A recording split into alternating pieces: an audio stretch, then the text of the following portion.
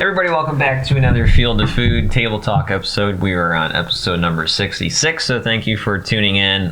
This one's going to be how and why to start a hunting content, but mainly YouTube channel. This is something that I'll be doing a lot of talking in, and my lovely co-hosts here will be asking questions and interjecting where they are. They have some experience with this, but I think we are all viewers of YouTube hunt videos. Oh yeah, which is constantly. Which is the platform that we prefer to be on, to be completely honest. So I'll jump into our charity spotlight for the week, which is Hunters Helping the Hungry, a nonprofit that connects hunters with food banquets, food banks to families in need. So we'll have that information provided in the description below. And then we're going to also go to our new segment, which is the conservation topic of the week, which I don't actually have on this one. So I'm going to airball this one. What's the best, easiest thing that someone who is looking to be introduced into conservation can do? I'd say just get involved with your local conservation organizations. I mean, they can point you in the right directions. There's Pheasants Forever. I mean, the ones that I'm personally involved in, Pheasants Forever, Ruffed Grouse Society, American Woodcock Society. I'm sure there's Whitetails Unlimited and stuff like that. Local chapters. NWTF. NWTF. Even call in your local DNR or Wildlife Game and Fish, whatever your state calls them. They've got biologists and that would be probably ecstatic to talk to landowners about how to properly manicure their land to make sure that the natural and indigenous vegetation is there. Here in Ohio, we have a ton of moriflora that's all invasive. So they'd probably love to share ways with you to help out your land. I will build off of that a little bit and say that I do recommend, whether you're a new hunter or experienced hunter, getting involved with a local sportsman club. And don't just be a member who pays to enjoy the results, be a member who contributes. Something I say at work all the time is, when you're here, be present. So if you treat that as part of your daily activity life, whether it's hunting, work, or being a family member, be your best to be present. Okay, we're going to jump into the hows and whys of YouTube / TikTok / Instagram and Facebook content. So like I said earlier, I'll be doing a lot of talking on this one, and this is going to be coming from 5. Yeah, we're on season 5, recording season 6 here soon for Field of Food hunt content. The first thing that you would want to do if you're going to start a channel is have an expectation set of what kind of content you're going to make, whether it's entertainment, education, whether it's you showing yourself being proactive in a certain aspect of hunting, or something that we in our title, Field of Food, like to cover is everything from the field to the food, from our hunts to the cooking. And the reason why we don't do a lot of cooking videos anymore is the complete reason of it is our worst performing content. And we love to cook. We continue to cook with our food, but for a channel to succeed, you kind of have to hover around what's getting clicks. And it's sad, but it's true. That's the nitty-gritty of the work side of hunting channels, is that you kind of have to adapt to what's working. So if you have a mindset of what you want to achieve with your channel, that is step number 1. Step number 2 is then getting the equipment. Now, you don't have to buy cameras. You can do a lot of content on your phone, especially with the Bluetooth microphones that are available now. There's a few really popular YouTube guys that literally just do everything on their phone. And the phones now have they record phenomenal cameras for what they are. Great images. I mean, we all grew up watching the real shaky handy cam videos on YouTube anyways. And we loved every second of it. We couldn't get enough of it. Prime time on VHS. I mean, that was a big one when we were growing up. Dan Fitzgerald videos. But if you do want to dive into some more expensive equipment, What we've done in the past is typically what we buy is used. You can get it on eBay or even used cameras through Amazon. They are typically a couple $100 to maybe $300 or $400 less than what you have to pay full price for. What you want to spend a little bit of extra money on is your SD cards. If you have quality SD cards, you'll be able to capture better frames through the recording process, which then make the back end editing a lot easier and the end product look better. And if you have one SD card, that's not enough. You need to have multiple SD cards. Something that I heard on the hunting public years ago when they first came out is that if you have one, you have none. So if you're gonna have equipment to perform something, it's kind of like a bow release. Like you want to have a backup release just in case. We have multiple cameras in the bag on every single hunt, just in case one goes out. But also, certain cameras let in certain light with the different lens types. We can actually build out the profile of the viewership a little bit, and we can get, as of especially season 5, a lot more creative with our filming process, because we slowed down. We're not in a rush. We're not trying to get content pushed out as fast as possible anymore. We just wanted to make it look good and sound good. And sound quality is a big one. If you're going to have a camera that's not your phone, you're actually going to spend the money on it, you're going to want to get a shotgun mic as well. Those run pretty cheap. So if you're going to spend $500-$600 on a camera, expect to spend, $60-$80 on a shotgun mic as well. And as you start building out your camera equipment, yes, your bag's going to get heavier, the workload's going to increase, but that's just a sacrifice. Or if you're enthusiastic about it like I am, something that you get to do instead of have to do. And if you have that mindset as well, I love coming home and getting to show people, especially my wife here at the house, this is what I saw on the hunt. Or, down the road, show you guys, or eventually once the video is produced, share it with our viewers. I think that's such a fun thing to be able to do.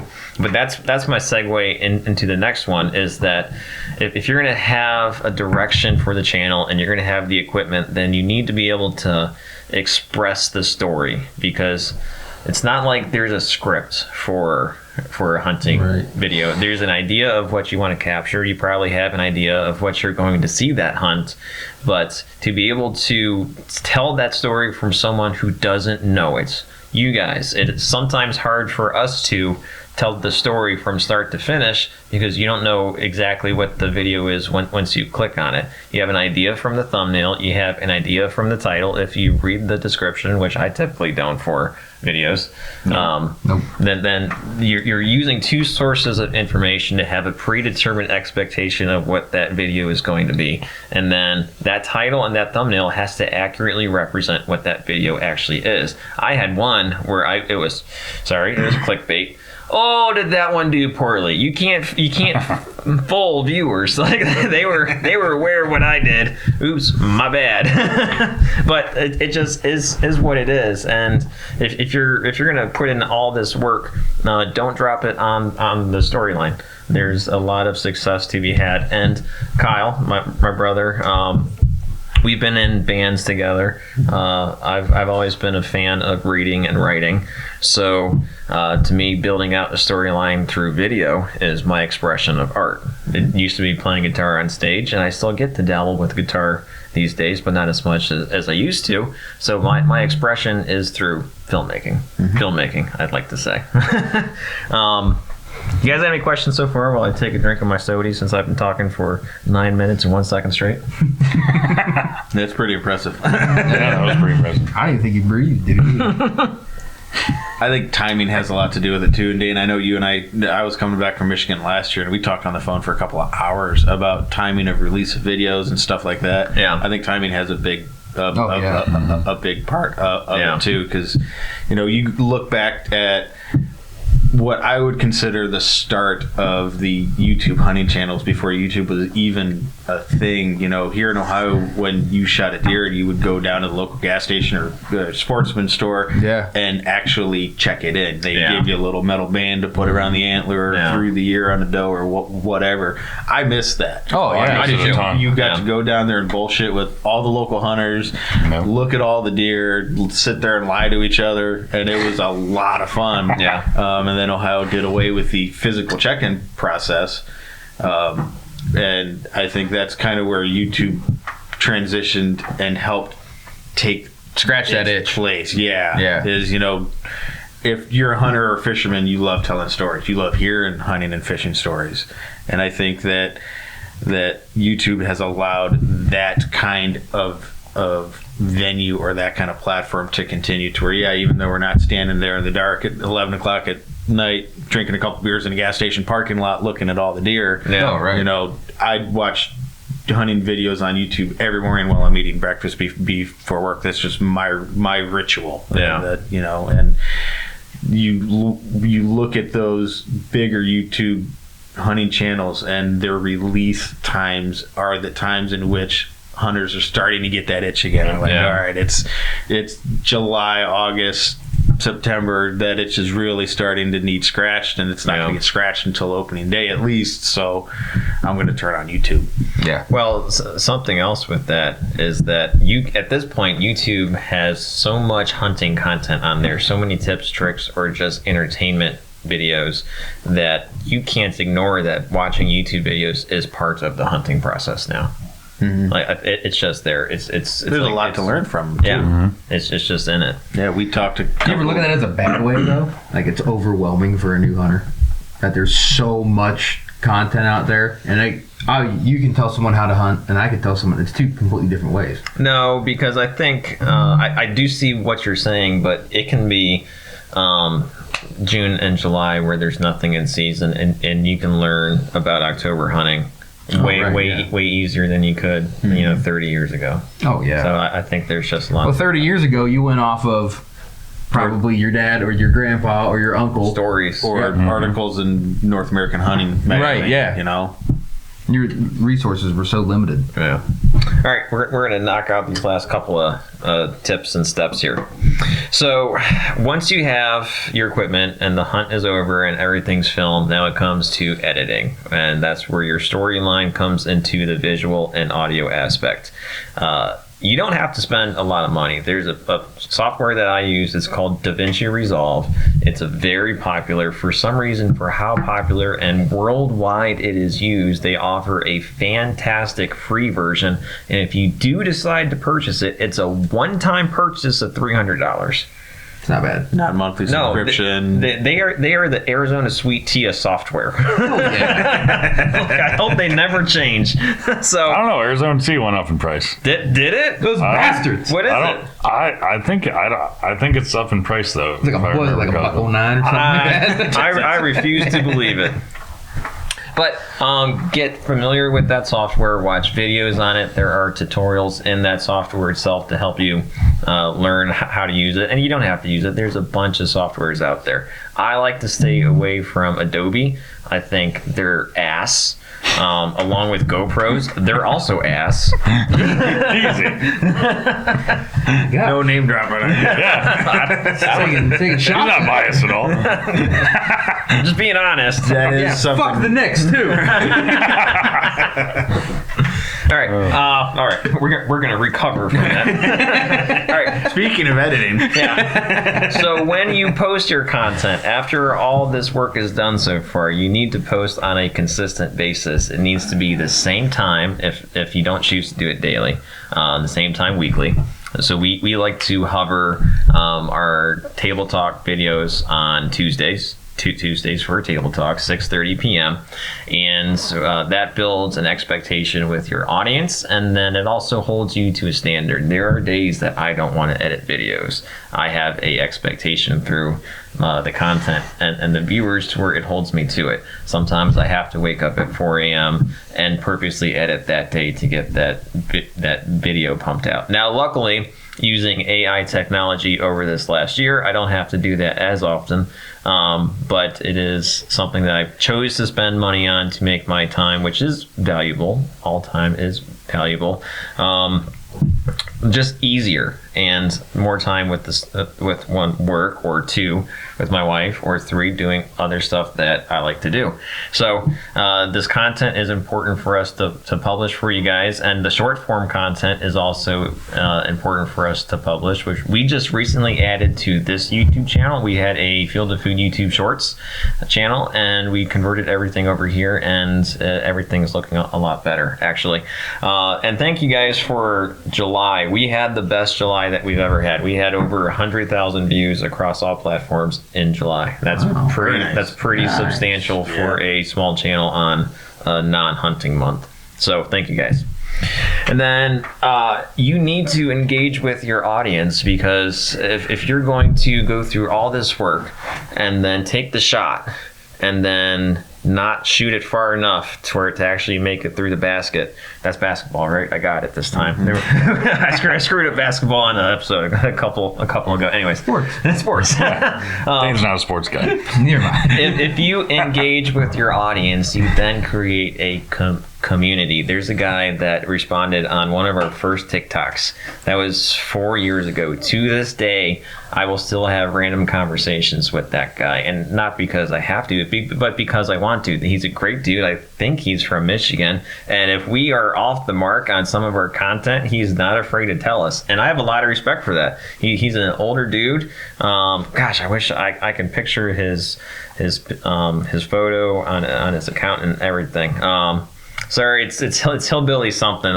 Sorry, buddy. But once you build a community, even on a small basis, then they'll tell their buddies, and then they'll tell their buddies, and it'll just build your audience, and you can eventually get to that access points. Like on TikTok, it was 10,000 viewers or followers, and then you can reach certain stages to where you can do a little bit more, and it does turn into work. It 100% turns into a job if that's what you want it to be. If you want to be known as a content creator, if you want to be known as the guy who I just post hunting videos or I do tips and tricks, I don't care what the channel does, what it looks like in 20 years, I don't care, then more power to you. That's a great way to do it. It's stress-free, and you're doing it on your own time. There's nothing I can half-ass. I don't have that personality in me. If I'm going to do something, it's all gas, no brakes. I've always been like that. It's just how I am. So that's just where Field of Food is being ran on my end. And then the last one, I hate to say it, but the A word, the algorithm. Yes. Yes, you do have to conform to it. Nothing that you don't own are you not a slave to. Just accept that. If you have an alarm clock, you're a slave to something. If you have a wife who's telling me to say this, she's right there. Hand me the 20, Casey. I'll slide it over. And I don't.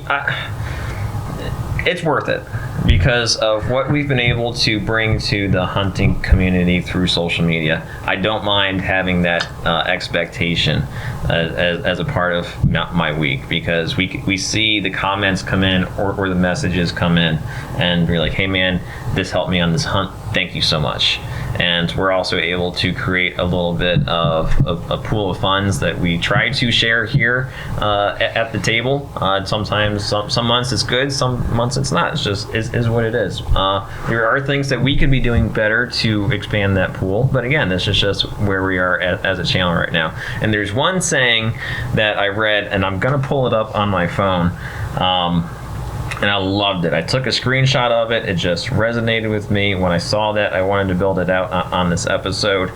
And it goes down to an expectation. And I think you guys are going to love this. I'll prelude with this.